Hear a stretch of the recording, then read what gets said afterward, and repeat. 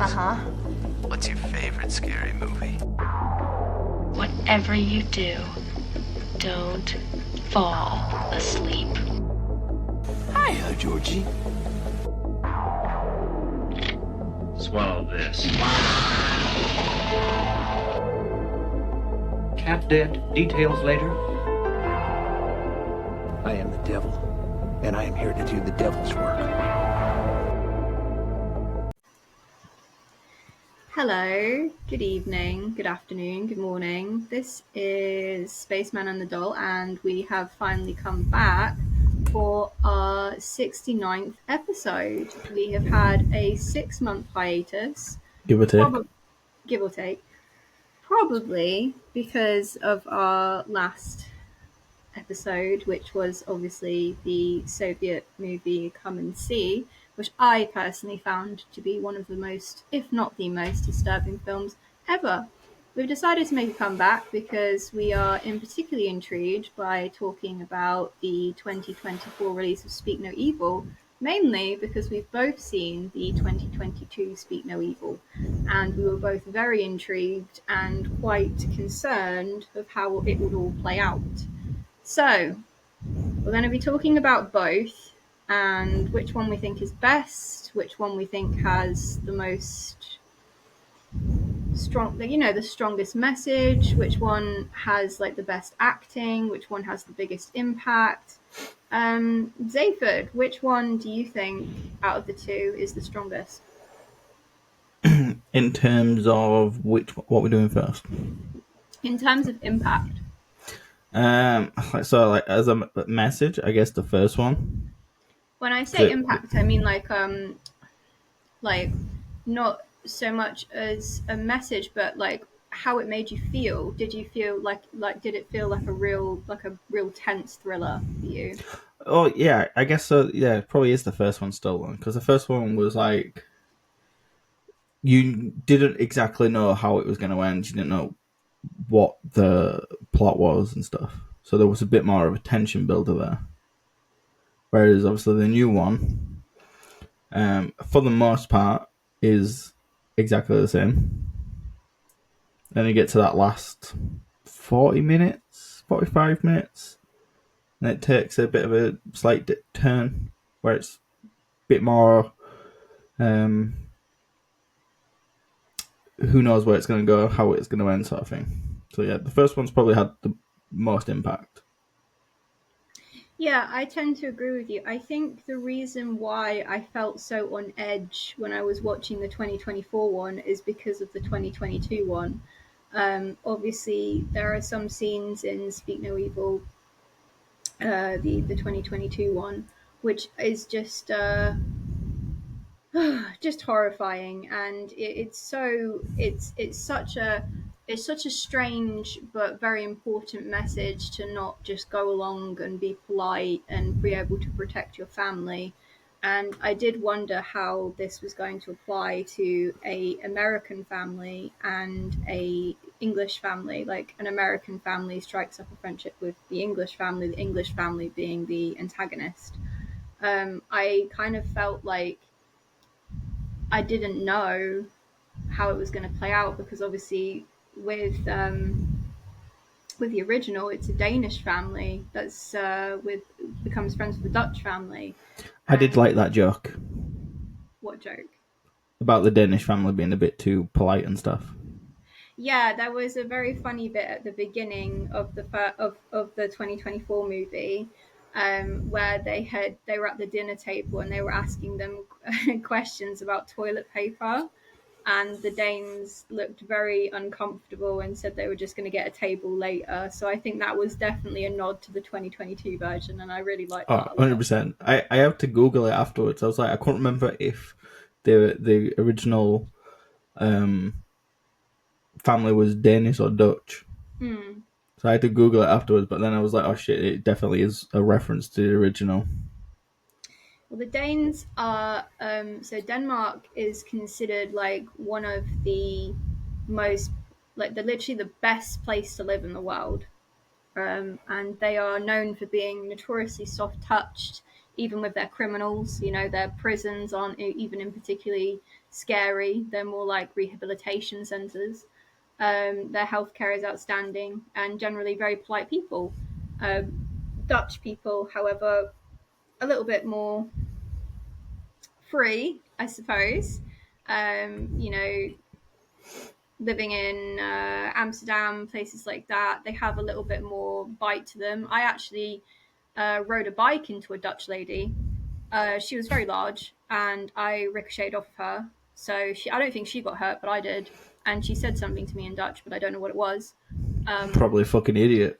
No, it was something about me being a tourist, because obviously all the tourists in Amsterdam, we always rent bikes. But yeah, she was not impressed. And I definitely noticed that the Dutch have a stoicism to them, stoic, whatever you want to say it, stoicism to their personalities. They're very like assured and secure, and not exactly domineering, but definitely not like the Danes. So yeah, it was. Excuse me. Wow, It we're was. recording. Turn off your I know. phone. I always put my phone on silent. I'm a disgrace. I need to just unacceptable. So yeah, I really didn't know how it was going to play out, and it was really quite gripping. And I can't be entirely sure if it was because of the first movie or if it was because it was impactful on its own. I think the majority of the people that went to go and see it are the people that saw the 2022 version. However, I also think that a large portion of people that went to go and see it are James McAvoy stans and just thinks that he's like a fantastic actor. Um, I I mean, to be fair, when it first got announced and James McAvoy got announced as like one of the actors in it, I was like, I'm watching this no matter what, just because of James McAvoy. Yeah, I remember when we initially first talked about it, and I just said what a terrible idea it is, and that it's never going to work out the way that the movie's not going to work because of where they're coming from. And when they said James McAvoy, I was like, I'll give it a go. You know, I really wanted to see perhaps where it could go, because he has shown time and time again that he is a very versatile and very serious actor, method actor. He gets very immersed into his roles. And I was actually reading a article from Tech Radar magazine actually, and he was saying that the character building that he had to do in for this movie took him to some very dark places, which you could only imagine, really. I wonder what character study he felt like he had to follow. That would he have had to follow things like Joseph Fritzl, who had his children down in the bunker with his child, or where was all this going? And I mentioned before we started recording as well, Myra Hindley and Ian Brady, who were equally evil British serial killers in the 60s, and also Fred and Rose West, who were English serial killers in the 80s. To be fair, they did give off a little bit, Fred and Rose West. To be There was a little honest, vibe there. to be honest with you, so the thing about Fred and Rose West is very interesting. So Fred perpetrated a lot of the abuse, but Rose was very sadistic, and Fred hung himself before trial, whereas Rose West is still alive to this day. Obviously, they killed their own children, as well as people that came to live with them. They tortured them, and they were very sexually sadistic. What kind of sets me back a little bit with James McAvoy's character and Fred West is that Fred West actually had a very low IQ. Whereas I believe that this character, he was always one step ahead. He was a very organized psychopath, and they had been doing what they've been doing for a very long time. And I was discussing this with Zayford as well before we were recording. It kind of made me feel a little bit not let down or disappointed, but a little bit like mm, having a bit of sympathy towards the female counterpart, because it almost seemed as though she had been forced into the role that she was playing. But we were also discussing all of the lies that she seemed to come up with on the spot. Maybe she was just as skilled at psychopathy as he was, but had a bit of a. Like, you gotta think, if they've been doing it for years, they've got plenty of fucking lies that they can just shell out on the fly. Yeah, and the lies were very, very poignant, talking about being in foster care, talking about having miscarriages. Like, they were all very, like, believable, relatable things. Sympathetic lies. It's definitely something that if you heard as a woman, it would affect you, it would impact you. And I think her lies, or her talking about her past, maybe she did have a past. It's clear that their relationship started when she was very young. I think this is another interesting counterpart to this as well, because in the 2022 version, their relationship is not largely explored. We're not actually let to know what's going on between those two. They just are. And there's a big part of well, in my English degree, so with creative writing, there is a thing called showing and not telling is more effective. So if you show something rather than tell something, it's more evocative. It moves you more. So, for instance, if you have a pair of psychopathic killers, rather than humanizing them or giving them a backstory, instead showing what they do to people and leaving it up to why, almost like the Human Centipede Part Two. We don't know why this dude is the way he is, but he is, and we don't get a clear indication as to why. And that's what's most haunting, is that there are people among us who don't really have a reason to do the things that they do, but do them anyway. um most killers in horror have a backstory. And I think, like, when you take that backstory away, you leave an air of mystery, and it is just the psychopaths that live among us. That is definitely the most frightening facet of both films. So when you add the whole, like, I don't know, the trauma bonding and stuff, because that was very evident in the 2024 film, whereas if it wasn't in the 2022 one, it was. I mean, but Zayford also made a very interesting point. He told me that when she was pleading, saying, "Please take me with you," he's got, I'm trapped here. I don't want to do any of this. He was like, "Oh, she would have definitely turned on them in the car." So Zayford is very much kept to the characterization of the 2022 version, whereas I'm kind of on the fence, as if there was some true trauma bonding there, or if actually she was just as crazy as he was. Like I But said, she spits out a lot of stuff that is very. If you were told it, you would be sympathetic immediately, and you'd feel bad for like leaving early and stuff like this. That's why I feel like she was in it as much as he was.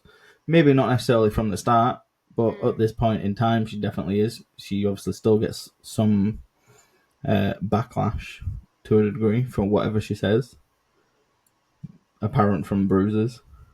Yeah, Um, and that's another factor as well that wasn't in the 2022 film. And I think what they were trying to do in this one is they were trying to humanize it, and I think that's kind of what made this movie so scary, is that we were just like, what, why, who, why. There was a lot of anger towards the parents, but there was also a lot of air of mystery of, like, why do these people do these things. And yeah, we got to see inside the mind of psychopathy, and trauma bonding and stuff. And it was entertaining to watch, but it's in completely different vein to the ambiguity of the 2022 version. So yeah, I mean, I think also another factor which really freaked me out was about him saying that he wasn't going to kill her, the daughter. That was going to be his her replacement. Mm. And that sent a shiver down my spine because obviously she was only 12. So yeah, very scary. Um, but yeah, I found it. I found it to be a pretty good watch, but it wasn't as frustrating as the first one, definitely. Yeah, I think it's a remake, isn't it? So they've got to change it up a little bit. They can't exactly do the exact same, just different cast. But Well, I yeah, mean, admittedly, the first like hour and 15 at a push, or whatever, it was basically the exact same. yeah. I think a frame by frame like funny games would have been pointless. Like it's not it that's not what we would it wouldn't have worked anyway because of the fact that they're English and American. That was my biggest thing about it. Like, how is And that? as usual, the English are always the bad guys. Well, do you know what? I kind of felt like it was a bit ridiculous actually because I thought if anyone would be the bad guys, it's always the Americans, right? That's what I mean. Whenever there's like a horror film and there's like English and Americans, the English ones are always the bad guys. Or Hmm. even action films for that matter. Hmm. The Americans just really dislike us. Maybe because we took over their country like 200 years ago. Well, yeah, I don't know. It's not even that they fought back as well. It's like they fought back creatively. So like they were using corrosive liquids. They were, I absolutely love the fact when they tried to Molotov cocktail the like the It just rolls off and and it blows just and the gets the roof car. and then it blows up his bloody car. Yeah, Oh, just I love. also love the fact that they allowed the word cunt within the film. Mm, And fucking James McAvoy just saying, "You cheeky little cunt," every like, I think he said it twice, but I'm just mm. like, I love it. Yeah, I'm just thinking back to some of the uncomfortability in the scenes, especially when I remember she's preparing, like one of the guests is preparing dinner, and she says, like, I've cut my hand, and then he just kind of comes out and says, "I'm not a doctor," and they're Oh like yeah, yeah. laughing, like hysterically, and it's all very strange, and they're like, "Oh yeah, I just sell a bit of weed here and there, and Yeah, I think that whole thing was like, oh, he forgot the bullshit that he told him on the holiday, mm. and then he had to quickly back it up by being like, "I'm joking. I'm actually a doctor." Well, there's two types of sociopathy. So psychopathy and sociopathy are not on a scale. They're a construct. So it's like you can't be more sociopathic or psychopathic, but there are different subtypes. So in sociopathy, there can be organized sociopathy and disorganized sociopathy. And I definitely feel like he was conniving enough to be organized, but also chaotic enough to be disorganized, both Hmm. equally as dangerous. But I think he was able to be as effective as he was because he had his counterpart for so long to help him, obviously, his demure missus. So in the original version, he's more brutish and not as handsome, and it was I think that's just the Danish for you. yeah, well, he's not really seen as you know intimidating. He like gradually becomes intimidating, whereas James McAvoy kind of dominated the That's screen. because James McAvoy is fucking huge. Yeah, but Like I the don't. man I is don't mean just in. jacked. I don't mean just in a physical sense. I mean that generally he just dominates. Like he's like he swallows other actors. When he's on Yeah. screen. He's Like very. I 100% understand why that dad did not like fucking stand up to him, because that dude was jacked and would have laid him out in one punch. I absolutely hate the fact that that there had been a disclosure of her having an emotional affair, and Yeah, I him wasn't a being fan of that. totally and utterly cucked out by it all, and demoralizing him, demasculating him. I absolutely love the screaming scene. Obviously, that's in both movies. Where you just let it all out and scream and Mm. be an animal, and like that was his way of trying to connect with him and be like, I've got sorrows in my life, but I'm not a cuck like you. So he had some fantastic ways of domineering over them in such subtleties, but at the same time befriending. And obviously, that's how sociopathy works. You think that they're your friend, and then suddenly they're not, and it's all very slow. But eventually, they take everything from you. But yeah, the one scene that always makes me cringe in that movie is the dancing scene with the two Oh children. yeah. I hate that. It's just like it reminds me of my childhood when I would actually do dance routines for like my, I don't know, my aunties or my grandparents or something. Like everyone's done that when they were a kid, like when they were like 6 or something, and like it's all fun and it's all funny and everything, and it's all like a very familiar thing that people do when they're kids. And it's just like the way that he responds is so inappropriate in both of the movies, and like not like it's probably nothing that either like any of us who've done that as kids has ever actually experienced, like being like literally hurt and harmed and screamed at for not doing the dance routine properly. Like most of the time they're just sat on the sofa, aren't they? Just going, oh, okay, let's get this over with, and they're not very interested in the actual like dancing or anything. They just wanted to get it over with so they can carry on with their day. But he was particularly cruel, and yeah, yanking at him and pulling at him to the point where the daughter actually didn't want to participate in it anymore because she felt so uncomfortable. And yeah, I really hated because there was a lot more like there was a lot more overt subtleties in this one, in the 2024 one, wherein they really didn't like the kid that they had, and they were gearing up to get his replacement. You could Yeah. see the maltreatment a lot clearer in this one.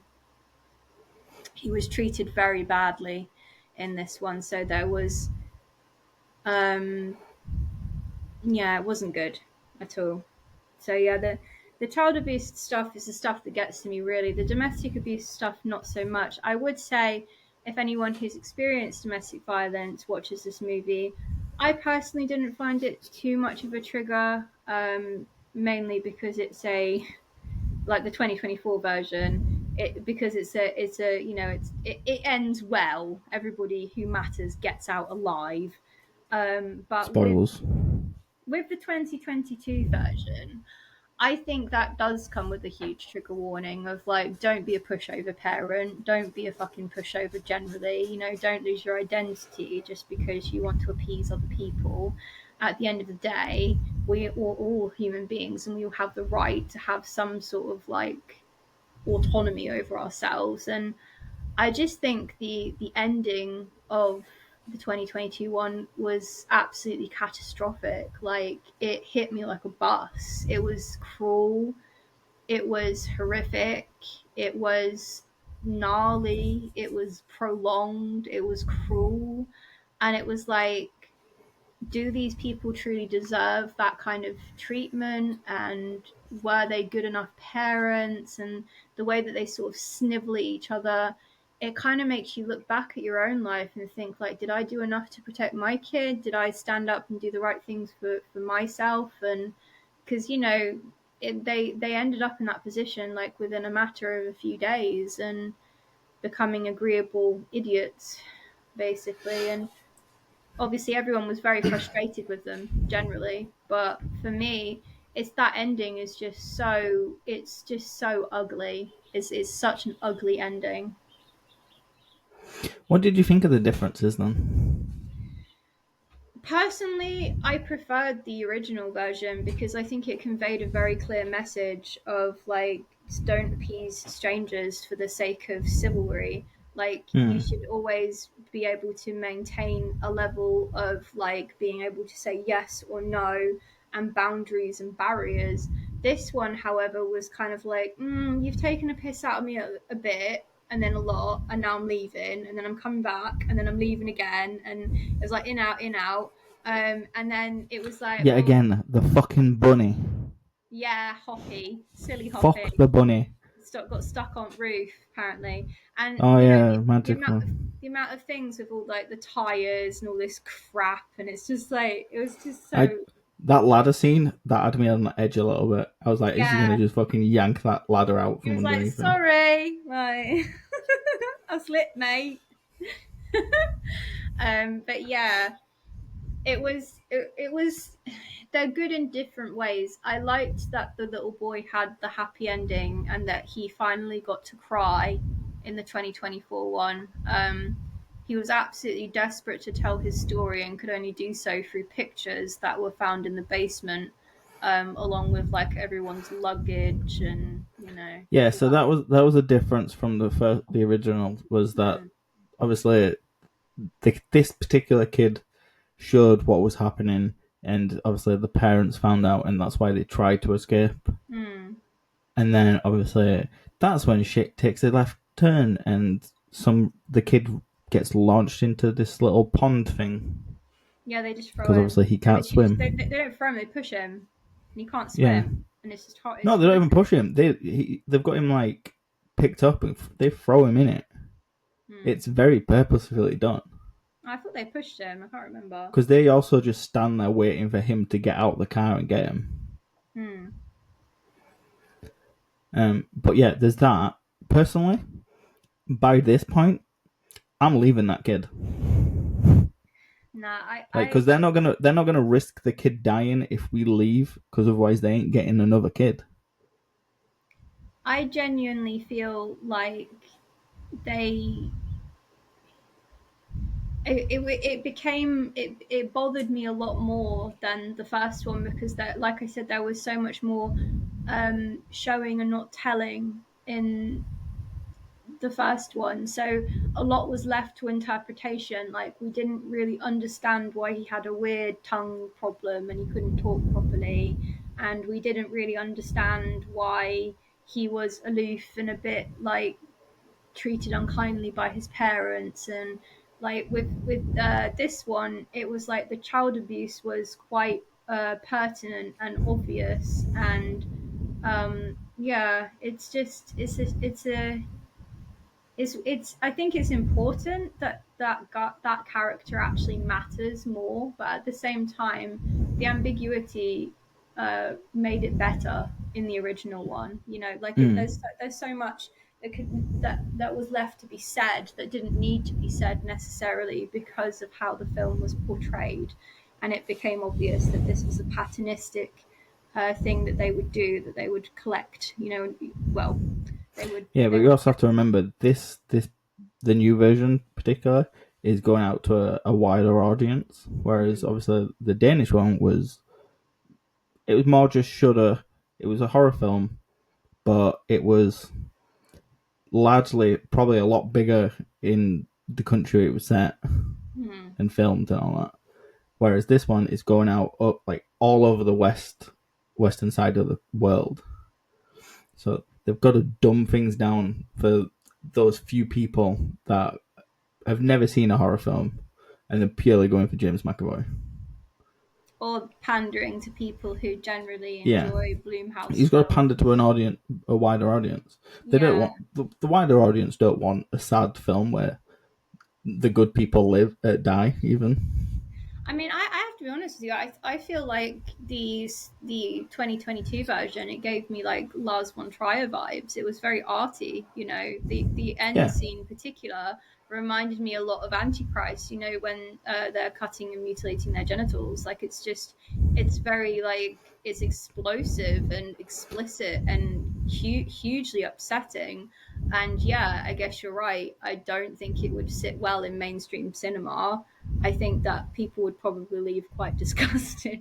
It would yeah. be. It was kind of like how people went to go see Requiem for a Dream because Jared Leto was in it, and they were like, "What the fuck was that?" Um, This you is know, this is also why that the new Crow has um has an entire origin story for the main couple, mm, and is why it lasts so long because more so western side of the world, but the main audience that have probably never seen the original, don't really know the story, want the fucking 45 minutes of love story so they can believe it. Whereas the original, you need snippets here and there, it's fine, you believe it automatically. And that was my only dig on The Crow for I this think you've got a episode. lot more to say about The Crow than that, let's be honest. Let's not go there. We do you know what? We've actually been quite inundated with some really cool releases this year. There's been a few great movies. One of my favorites that I've seen is what's it called? Anti-Climax, I want to say. The one with Channing Tatum in it. Blink twice. Blink Twice, that's it. Where the Anti-Climax. fuck did you get the anti from? Yeah, I don't know where I was going with that.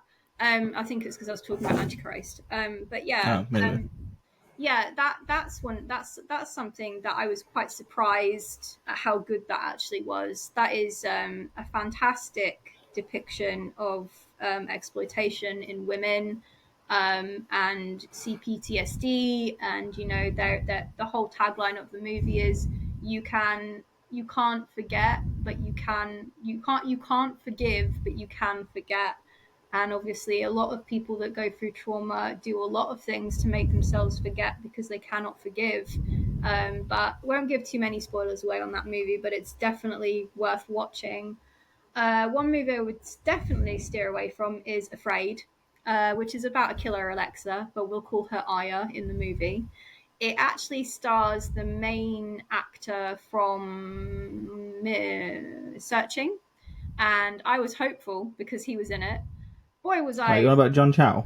Yeah, boy, was I wrong. It is such a clusterfuck of a movie. It does not. I mean, just watch the trailer. That's probably the best bits all in it. It's not. It's not frightening. It's not realistic. It's supposed to convey a message about how AI is all around us, and there's no way that you can stop it. And even if you just throw Alexa in the pool, that they'll get you anyway. Sorry, Aya. But for me, I just thought, what a rubbish movie. You know, it was very silly. I've been sort of rewatching some movies that we've covered together throughout our podcast, and the one movie that I rewatched the other night was actually God, what was it called? The one with not Spree, the other one with the rapper lady. Oh, Dashcam. Dashcam, right. That is actually worth a second watch and is still as funny as the first time I watched it. Like, I still remember it. It's fucking ridiculous. It's hilarious. It's so random. I think that wasn't that the movie? Wasn't that the year that the other movie came out where he was like in a haunted house and like streaming as well? Deadstream. I think it was all Deadstream. 2022. Yeah. So Because yeah, 2022 was a good year for films. yeah, and I think Spree came out in 2021. It was, I want to say it's just after the pandemic. So yeah, 2020, 2021-ish. Yeah. So I think, we're definitely getting better with the found footage movies. But yeah, I would say that with generally horror. Oh, and I went to see Alien Romulus as well, which obviously, as you know, I am not a sci-fi person at all. But I decided to give it a go, mainly because of, Sam Raimi name. Was it being in good there. though? It was all right. It was all right. Because I still need to watch that. And I'm I, like a I big enjoyed Alien fan. I enjoyed how bleak it was. So I've only ever seen the first Alien, so I'm not very like in vein with any of the lore of anything to do with Alien. So I was Well, for kind of that particular film, you only have to have seen the first one. yeah. So I wasn't too concerned about it, but I don't think it. Yeah, I don't think it mattered. But I really haven't seen many Alien films at all. So like even any of the Predator films, anything like that. I'm Honestly, really stop after 2. Don't worry. The first one was okay. I think it's like a staple in sci-fi to watch, and it can be called a horror, like a body horror, particularly when the aliens like coming through the stomach and stuff. So, There was some Yeah. really cool bits in it. It was very, very loud. If you go and see it in the IMAX, make sure you wear your ear protection because it is literally like it shakes the fucking cinema. It's so loud. But yeah, I gave it 4 stars. So yeah, it was okay. It was okay for a sci-fi movie, but it's probably like the only sci-fi movie I'm going to see this year. Like Yeah, you're not a do. sci-fi person. I'm not at all. And trust me, there's loads of episodes that I would happily do that are sci-fi related, and I I'm can't do them sorry. because you don't want to do them. I'm sorry. I'm But just we'll get onto that later. the thing about Romulus is that it does definitely have horror undertones. I would say it's like a sci-fi horror. It's enough. There's enough gore. There's enough suspense for it to be a horror. It's not. It and it like I said, it's very bleak. And yeah, it's so it belongs there. Like it belongs as a horror, I think. So yeah, it was pretty good. But I haven't seen The Crow yet. I don't think I will anytime soon. I I'll mean, wait. honestly, if you forget the original, then you can watch it. That's totally fine. Yeah, Just don't compare it because you'll come out unhappy. yeah. I think Which I get is the point because it's a reimagining and whatever else. But personally, I want a fan of the way they did it. I guess yeah. the action scenes perfectly fine. I actually enjoyed them. They were quite good. Very John Wick-esque. And can I just say, Boy Kills World that came out earlier this year is a very good Bill Skarsgård movie. That is pretty funny, and I do Yeah, love the fact that H.J. Benjamin is the voice yeah, the Archer from dude. Bob's Burgers. Yeah. Yeah.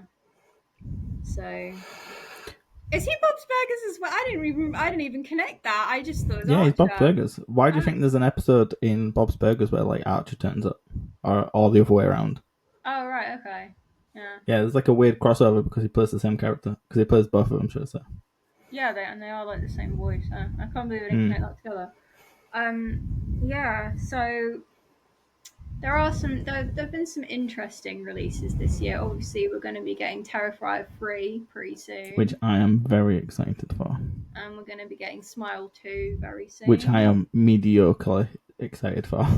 and we're going to be getting that one, which is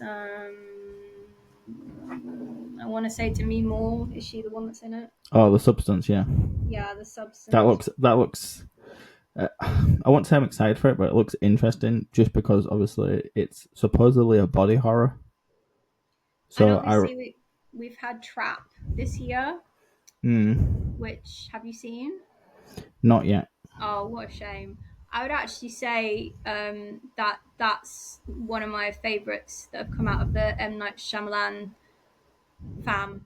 Yeah, him and his family having a weird resurgence.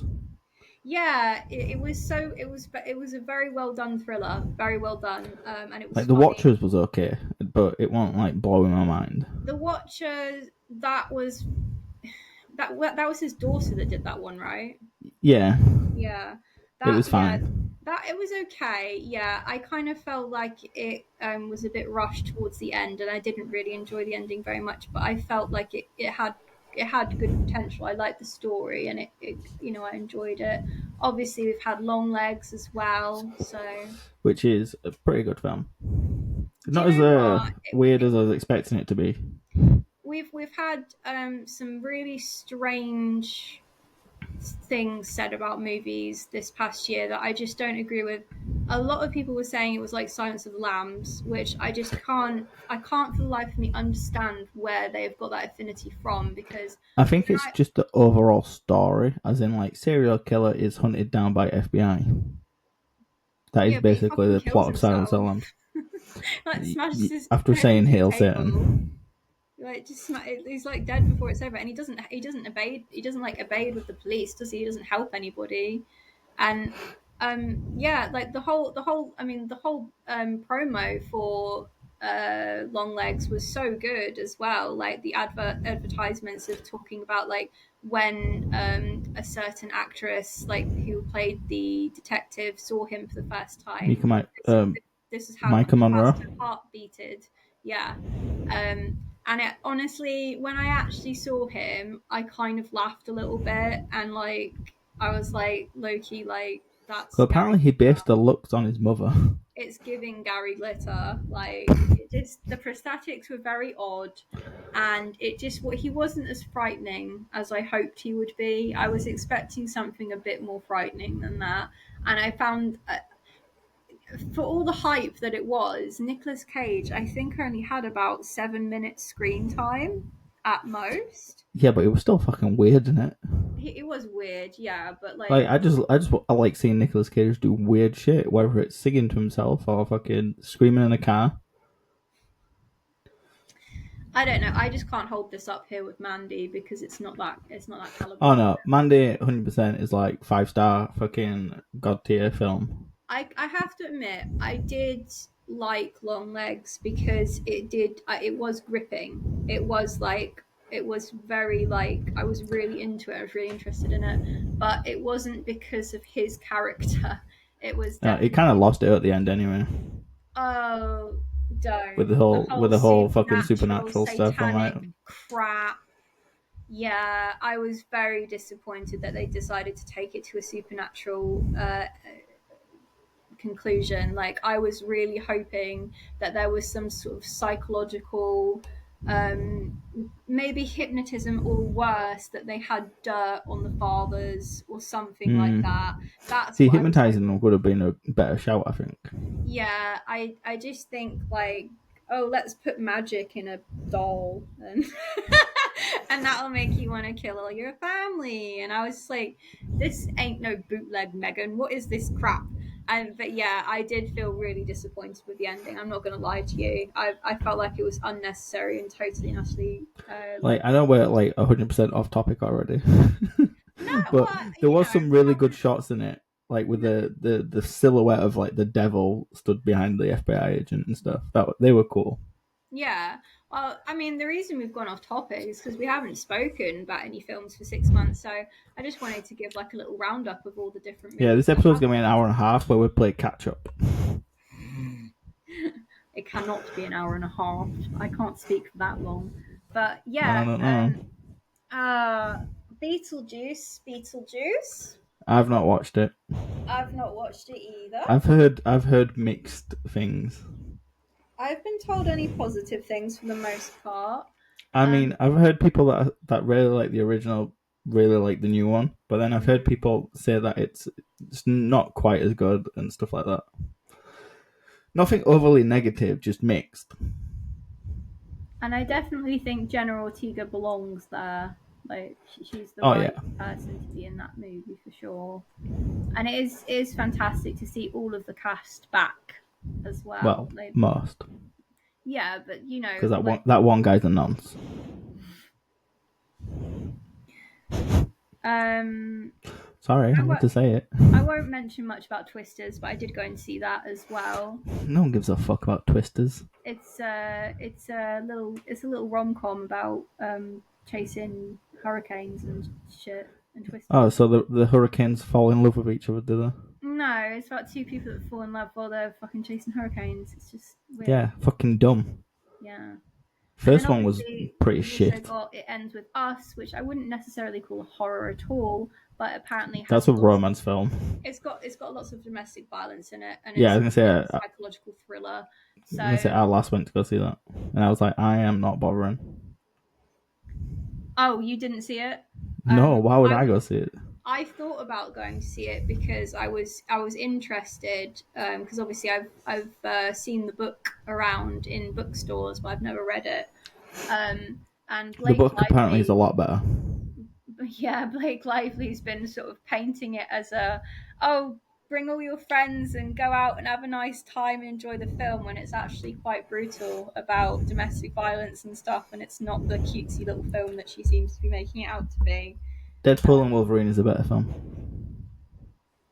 Deadpool Wolverine. It's a better film. I have no stake in that. Literally none. It's pretty funny. Mm. I saw that twice. Really? Yeah, I went on the Friday it came out, and then I went on the next day. Okay. So yeah, there's a few things to be looking forward to. Terrifier 3, and what else, Seyford? What else did I say? Terrifier, Smile. Smile 2, and Nosferatu comes out at the end of the year. and we're finally going to get a UK release of I Saw the TV Glow, finally, which I'm absolutely dying to see because it's been raved about all over the internet. And apologies for that motorbike, it's not mine. Um, Zaphod and I are particularly excited about something that is being released on Shudder over the Halloween period, and that would be I don't know. VHS. Right. Beyond, is it? Yeah.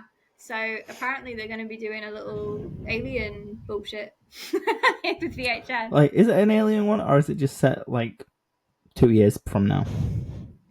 I'm not sure. The trailer is quite ambiguous, but I'm there for it. I love VHS movies. I I mean, love. cast-wise, it looks sort of okay with like some of the names that are involved, at least.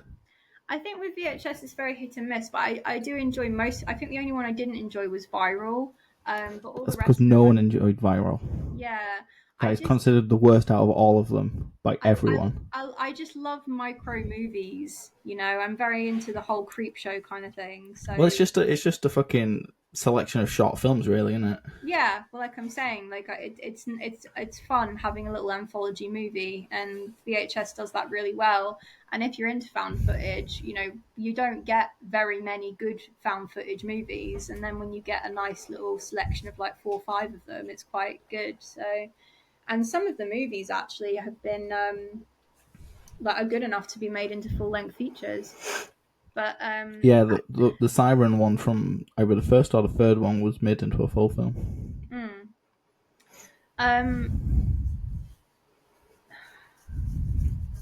The Faces of Death is supposed to be getting some sort of release this year, but I haven't heard much about it. Is that the remake? Yes. Yeah, I mean, I've not heard anything since they initially announced it. So that's kind of remained We're also supposed to be getting the Wolfman next year as well. the Wolfman. Yeah, it was Lee Whannell. He did the Invisible Man and Saw. And of He was doing course, the we've Wolfman. got help me out with this one, Zaphod. Nosferatu? Nosferatu. Yeah. Yeah, that comes out on Christmas Day. Yeah. How weird is that? What is Like, that don't get me about? wrong, I like my family, but I'm considering going. Maybe it's just going to bring in all the people that have no families to hang out with him. Because he's a Like loner. the trailer looks good. I'm down for like the cast as well, and it's Robert Eggers who did the Lighthouse and the Witch, the Witch. Isn't Bill Skarsgård the thingy? He's Count Orlok, Yeah. which is Nosferatu. Yeah. So I think You got Willem Dafoe. You got Lily Rose Depp. it'll be good if it's got Willem Dafoe in it. If it's got his little Yeah, stamp Willem on it. Dafoe is always fucking great. Yeah. So I'm really looking forward to that. And obviously, again, not a horror, but somewhat of a horror, a social horror. Joker Folie à Deux. A lot of people are split on this because it's going to be brought out as a musical, and people are like, No, it's not. "Why?" No, it's not officially a musical. It is. I don't think it is. It is. There's just musical elements in it. There's not musical. It'll be like one elements. There's scene. like a full album. It's like The Greatest Showman, pretty much. Well, that's Not me in not going to terms watch of it. like content, but it is. There's a lot of singing in it. To be fair, I wasn't overly sold on it when it first got announced anyway. I was like, the first one was supposed to be a standalone film by itself, no sequels whatsoever. So And here we are. Why do you think it should be a standalone film? Because when the original director, I can't remember if it's the same person doing the sequel, said that he would only be doing one. And that's how it should have been. Because they didn't want to go too in depth with this particular character. I thought it was amazing. Like I remember when I watched it, I thought it was amazing. And then when there was a sequel, I was kind of like, but why? And obviously the uprising had begun. Like he'd started something, right? And like no one asked for the sequel. I know it made millions and potentially. I think it did like 1 point something billion. Doesn't mean it needs to be a sequel. Just revel in the fucking money. Me personally, I have no stake in superhero supervillain movies. I was gonna But say there's no super. There's nothing super about it. But I absolutely loved that interpretation of the Joker, and I'm very apprehensive of watching Folio do because I don't want Joaquin Phoenix's interpretation to be Whack on Phoenix. whack. What do we call him? I call him Joaquin Phoenix.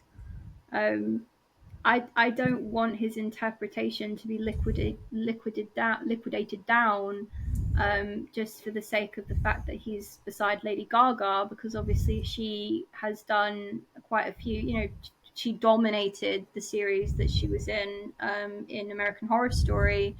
I don't think she's going to dwarf him necessarily. I'm just a bit concerned about the character development because, like, I just the ending of the first one is just so perfect. It's so tragic and nihilistic, and it's like he's forever alone. And people could just relate to that. And I think having a sequel to it is I do agree it is a bit odd, but I will give it a go anyway. But yeah, I mean, so I'll probably watch it when it comes out, but just not at the cinema. So yeah, we've got a few things to look forward to this year. So moving back to Speak No Evil, the original, what would you give it on your letterbox at 5? I think I gave it originally a 3.5, and then I gave Reasons? this new one a 4. Okay, reasons. I don't know. I think the original, it was more of a shock that that's the way it went. Ugly. Bear in mind, I haven't watched it since it came out, so it's been 2 years. I just remember it because I've literally just seen the film, minus the ending. So yeah, I enjoyed the first one. Don't get me wrong, and I do enjoy the bleakness, but it just wasn't. Just wasn't all there. I think I rated it lower because of the fucking fact that the family was so dumb. Like, they were just so fucking nice and polite that they just didn't leave. Like, fuck the rabbit. Leave the rabbit. You can replace a fucking teddy. And then the new one, I was just sort of like, I probably gave it higher because James McAvoy's in it and he put on a good performance. Plus, the ending, like the whole, I guess you would call it a chase scene through the house, was pretty cool. Yeah, they put up one hell of a fight. Oh yeah, and that kid at the end. Oof. Yeah, there was something about the original of how meek and pathetic these people were as parents, and how they were made to strip naked and basically snivel as they were stoned to death. Whereas in the newer version, they put up such a fight, like they were using corrosive liquids, they were stabbing people with a fork, with a duck fork. That he'd actually made her eat, because she's a vegetarian, he'd made her eat the duck, his lovely duck, which is probably a lie as well. Probably. We're probably just a fucking random duck. Yeah. But I know he would have enjoyed killing it, that's for sure. Yeah, they barricaded themselves into rooms. They really, Molotov cocktails ended up blowing up his car. They came up with all kinds of ideas. They were hiding, they were fighting, they were doing what they do in American films, where they fight back, and there's that tension and that possibility of everyone getting out alive, or at least most of them getting out alive. So there was hope in that movie. Whereas obviously the 2022 version is literally ugly as fuck. The ending is vulgar, disgusting, demoralizing, degrading, humiliating. It's just when I finished watching it, I just remember thinking, like, that is the failure of parenting. So for both of them, I gave them a 4 because I think they were impressive, but in different ways. I prefer the original because I just like bleaker films personally, and I felt like the newer one was going down that trope of like, you know, we're going to survive this no matter what kind of thing. That whole Americanism of we're not just going to give up, not having that lethality that European movies have, where things are literally so fucking bad and so dark, there's no way out. And also delving into the mind of psychopathy and exploring that relationship between the two people was interesting. But then again, I say showing and not telling is better. It's better to have a figure in the night that you don't identify with than trying to humanize and understand them. So, you know, the whole domestic abuse kind of stuff, I'm not sure if I enjoyed that or if I didn't. I'm not sure if it was like impactful or not. But it definitely added something to the film, but I can't say that it made it better or worse. It's just that they're very different films. I can just imagine that if people were watching this and they had never seen the 2022 version, never heard of it, and then went to go find that, they'd be like, what the fuck? Why is it based off this? It's Yeah, ridiculous. like don't get me wrong, the original I think I prefer it as like the story, Yeah. but I had more fun watching the new version. It was definitely fun. It was definitely entertaining. I found the original entertaining for different reasons because I really like that dark, you know, this is going to be awful kind of kind of film. Yeah, so yeah, four for both, but for different reasons. Oh my god. But yeah, so in the future, we are next going to be doing something very interesting. Zayford is going to be taking over doing individual episodes with guests, and when he cannot find somebody who wants to talk to him about said film, I will come on and talk about it. And I have decided to, in my depressive state, go into the wild world of ARGs. We've got a couple of interesting ones coming up. I would like to start with the wonderful ARG that I found out about last summer called Liminal Land. Liminal Land is a ARG made by creator Nick Crowley and Nexpo on YouTube, very big names. And we're going to be delving into that and talking about it, dissecting it, understanding it, and figuring out what the fuck it is. If you don't know what an ARG is, it's an alternate reality game. It basically means I mean, that you can always just go listen to the other episode as well that we did like a year ago. we did do a little feeler episode about ARGs, but we're not going to be covering anything that we've already covered unless there is something in there that deserves a little bit more explanation. There are ARGs coming out all the time, and this one in particular, Liminal Land, I think is a very, very cool one to start off with because it's very slick, it's very interesting. It's about an amusement park that disappeared and colonialism happening within the theme park and all these really weird mind games. And it also plays with liminal spaces, which obviously people are very frightened of. It's subversive, it's cool, and I'm just a massive Nick Crowley fan generally. So yeah, like I said, if you don't know what an ARG is, it's an alternate reality game. It's pretty much like being given a bunch of puzzle pieces and trying to put it all together yourself and figure out what the actual story is. There are clues throughout the videos that you watch. There's clues with that throughout the comments. There's clues with like interactions. There's that. It's like a big soup of things, and you're trying to put it all together. And in the end, it's very satisfying to figure out the mystery. But yeah, we've got a lot of those to talk about, but we'll definitely be starting with Liminal Land. Zayford, I'm not sure if you have another movie in mind for your next episode. Not a clue. I'll just Okay. pick it when I pick it. Well, See Liminal what Land, tickles my fancy. yeah, Liminal Land will be next, and yeah, so that's what we're going to be doing. We're going to be moving over to ARGs. I hope that you will enjoy moving over with us. Obviously, not all our content is going to be about ARGs. We're still going to be doing our movies, but Yeah, yeah, like we'll both end up doing like the big films. Like we'll, depending if Katie sees this, we'll probably both do Terrifier 3. of course I'll see Terrifier 3. Yeah, so we'll probably end up both talking about that at some point.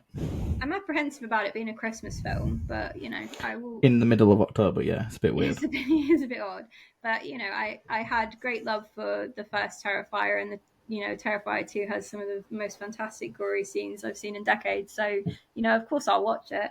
And obviously I love the actor as well. He still follows me. But